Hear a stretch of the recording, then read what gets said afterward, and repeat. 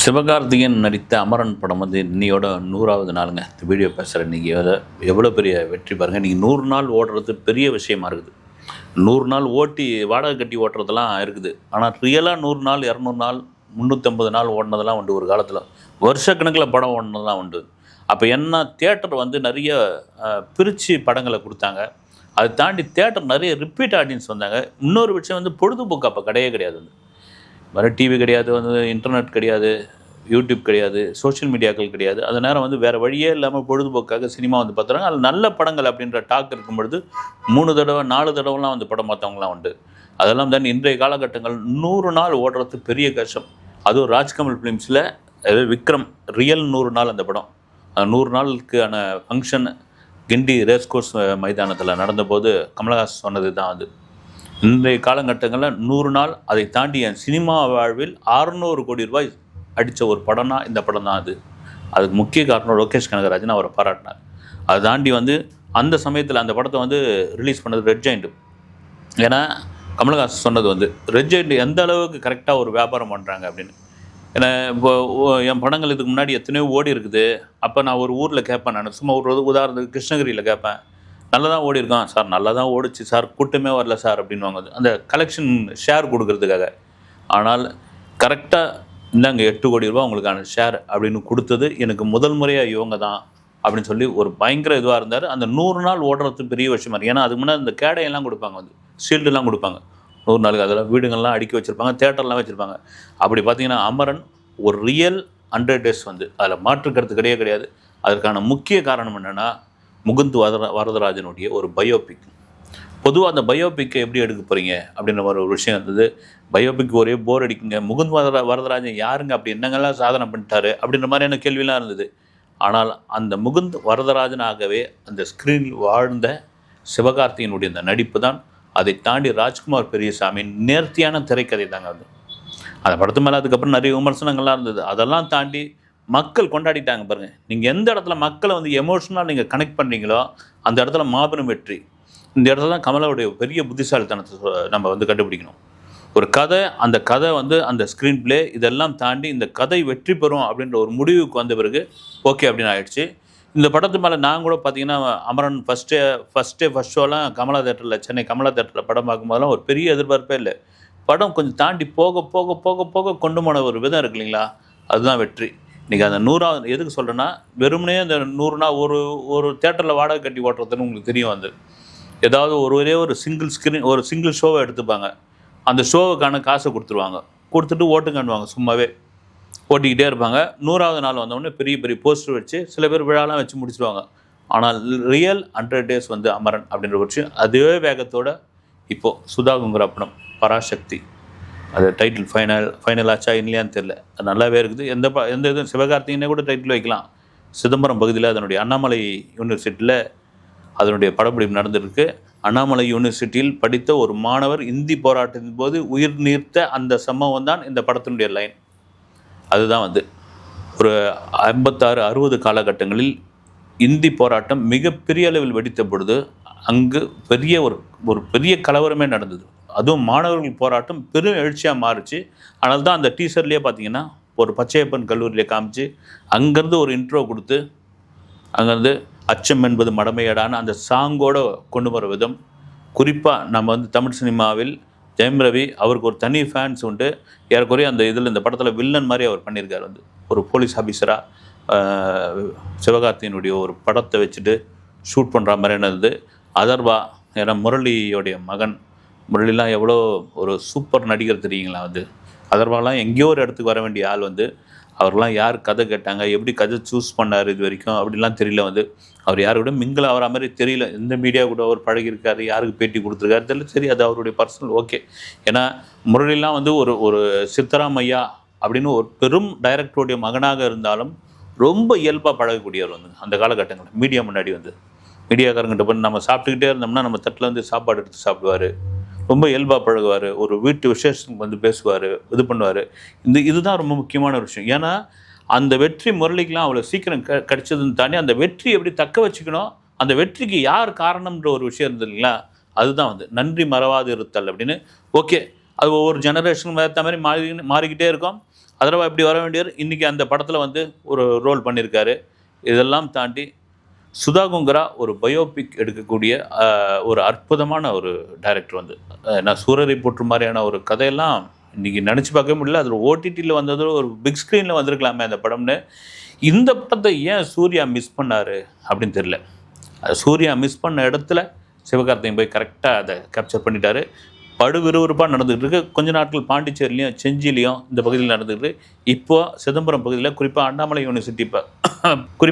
University பல்கலைக்கழகம் பக்கத்தில் நடந்துகிட்டு இருக்குது. இதுதான் எனக்கு சிவகார்த்திகேயனுடைய வளர்ச்சி இருக்குது பாருங்கள். அந்த வளர்ச்சி தான் பெரும் ஆச்சரியத்தை தாண்டி அதில் கடுமையான உழைப்பும் இருக்குது, சிறிய அதிர்ஷ்டமும் இருக்குது. அதிர்ஷ்டத்தை தாண்டி மிக சரியான புத்திசாலி சிவகார்த்திகேயன் என்பதில் மாற்று கருத்து கிடையவே கிடையாது. ஏன்னா ஒரு திருச்சியில் ஒரு இன்ஜினியரிங் காலேஜ் படிச்சுட்டு ஒரு மிமிக்ரி ஆர்டிஸ்டாக ஒரு மிமிக்ரி மேடையில் பண்ணிவிட்டு அதுக்கப்புறம் வந்து விஜய் டிவியில் ஒரு ஆங்கராக ஒரு ஸ்டாண்டப் காமெடி பண்ணக்கூடியவராக இருந்து இந்த சினிமாவில் போராடி மெரினான்னு ஒரு படம் பண்ணி அதன் பிறகு அப்படி கடகடன்னு வரும்போது இந்த சினிமாவுக்குள் நெப்போட்டிசம் இருக்குது. அந்த நெப்போட்டிசத்தால் பாதிக்கப்பட்ட நபர் வந்து சிவகார்த்திகேயன். ஒரு கட்டத்தில் போகிற இடம்லாம் அடிக்க ஆரம்பித்தாங்க சிவகார்த்திகேயன். ரெமோ படத்தினுடைய பத்திரிகையாளர் சந்திப்பு தாஜ் ஹோட்டலில் நடந்தப்போ கண்ணீர் விட்டு அழுதாப்புல.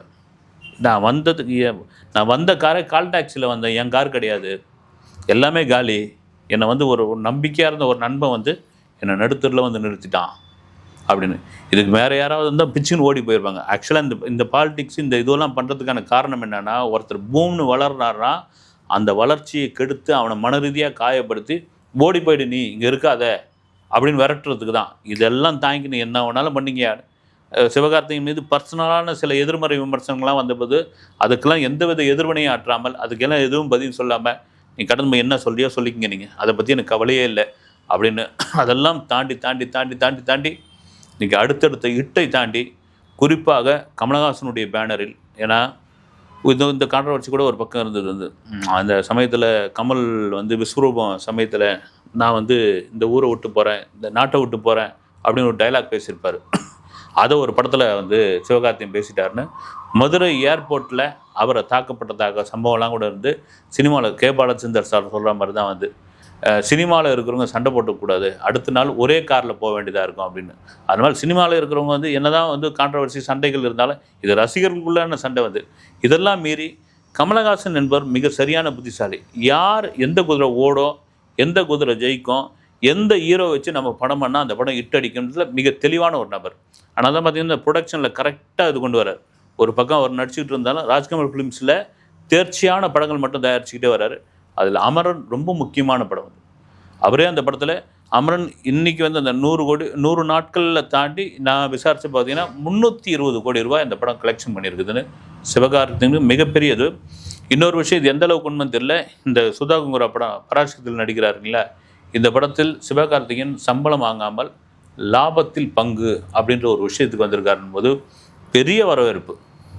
இது எந்த ஹீரோவும் பண்ணாத ஒரு துணிச்சல் தமிழ் சினிமாவில் இருந்து. ஏன்னா தெலுங்குலாம் ஆல்ரெடி பண்ணிக்கிட்டு இருக்காங்க தெலுங்கில். ஏன்னா பல ப்ரொடியூசர்கள் என்னென்னா, நாங்கள் இந்த ஒரு படத்தினுடைய பட்ஜெட்டில் பாதி வந்து மாஸ் ஹீரோடைய சம்பளமாக போயிடுது, அதுக்கு என்ன வட்டியாச்சு பாருங்கள், அதனால் நீங்கள் வாங்க லாபத்தில் பங்கு, நீங்கள் ஒரு பார்ட்னராக வந்து இறங்குன்னு. லாபம் ஓடுதோ ஓடினா உங்களுக்கு லாபத்தில், ஓடலைன்னா அதுலேயே நீங்கள் இது பண்ணிக்கங்க அப்படின்னு. ஏறக்குறைய பார்ட்னர் மாதிரி தான், ஒரு ஜாயின்ட் ப்ரொடியூசர் மாதிரி தான். இந்த படத்தில் அந்த மாதிரியான ஒரு விஷயத்தில் வந்து ஜாயின் பண்ணியிருக்காருன்னு போது வரவேற்கக்கூடிய விஷயம். இதெல்லாம் மீறி அடுத்து முருகதாஸுடைய படம் இருக்குது, ரொம்ப முக்கியமான ஒரு படம். ஏன்னா முருகதாஸுக்கும் ரொம்ப முக்கியமான படம். ஏன்னா சிவகார்த்திகேயன் மீது தொடர்ச்சியாக இருக்கிற விமர்சனம்னா இவர் ஒரு நவீன பாக்கியராஜ்.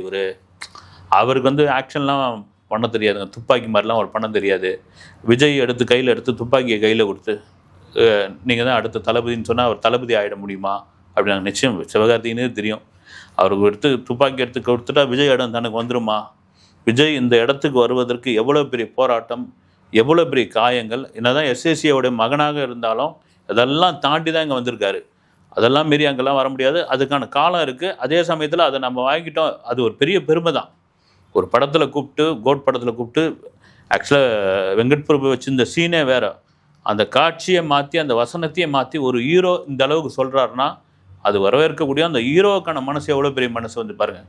தான் இடத்து உச்ச நட்சத்திரமாக இருக்கிற ஒருத்தர் வந்து இதை புடி நீ தான் இந்தா அப்படின்னு கொடுக்கும் பொழுது அது எவ்வளோ பெரிய மனசு.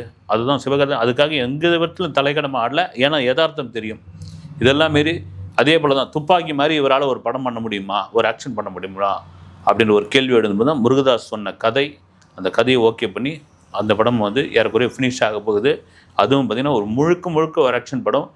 முருகதாஸுக்கும் ஏஆர் முருகதாஸுக்கும் இந்த படம் மிக மிக முக்கியமான படம். தர்பார்னு ஒரு படத்தை இன்றைக்கி தொட்டாரா, அதுலேருந்து அவரோட மார்க்கெட் அப்படியே சரிஞ்சு போச்சு. இதெல்லாம் மீறி சிவகார்த்திகேயன் அடுத்த தளபதியா, அடுத்த அஜித்தா அப்படின்னு தாண்டி, சார் நான் வந்து ஒரு நடிகை, என் கொடுத்த வேலையை நான் செஞ்சுக்கிட்டு இருக்கேன். எனக்கு அந்த மாதிரியான பேராசெல்லாம் எதுவும் கிடையாது சார். எல்லாம் என்னை ஓட வைக்கிறது, என்னை கொண்டாடுறது என் ரசிகர்கள் தான். அவங்களுக்கு என்ன தேவையோ அதை நான் ஒரு நியாயமாக நேர்மையாக அதை நான் பண்ணிக்கிட்டு இருக்கேன். மற்றபடி விஜய் சார் ஒரு உச்சத்தில் இருக்கார், அஜித் சார் வேறொரு உச்சத்தில் இருக்கார். அவங்க இடத்துக்குள்ளே நான் இவ்வளோ சீக்கிரம் வரவே முடியாது, அதுக்கான நான் ஆசைப்படக்கூடிய ஆளும் கிடையாதுன்னு மிக யதார்த்தமாக பேசக்கூடிய ஒரு நபர் வந்து சிவகார்த்திகேயன். அவருக்கு இந்த படம் சுதாகர் இருக்கிற இந்த படம் மிகப்பெரிய முக்கியத்துவம் வாய்ந்த, அமரன் எப்படி வந்து வேற ஒரு ஜானராக இருந்ததோ இந்த படம் அவருக்கு ஒரு முக்கியத்துவம் வாய்ந்த படமாக இருக்கும் என்பது மாற்று கருத்து இல்லை. அந்த படத்தினுடைய அடுத்த அப்டேட் வரும்பொழுது உங்களிடம் சந்திக்கிறேன். நன்றி.